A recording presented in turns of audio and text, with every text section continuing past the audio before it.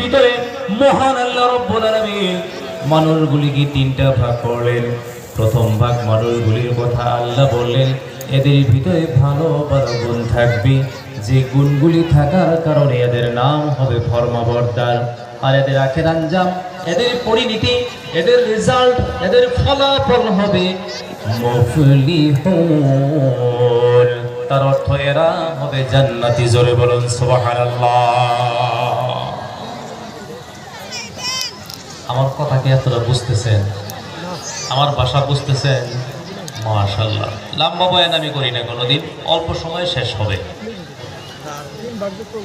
আমার যুবক বন্ধু ও মুরব্বী বাবাজিরা, মহান আল্লাহ রাব্বুল আলামিন বিশ্বনবী মুহাম্মদুর রাসূলুল্লাহ সাল্লাল্লাহু আলাইহি সাল্লামকে বললেন, ও আমার আখিরি জামানার নবী, ও আমার পয়গম্বর, আপনি বলে দেন গোটা পৃথিবীবাসীর কাছে আপনি এই মেসেজগুলো দিয়ে দেন।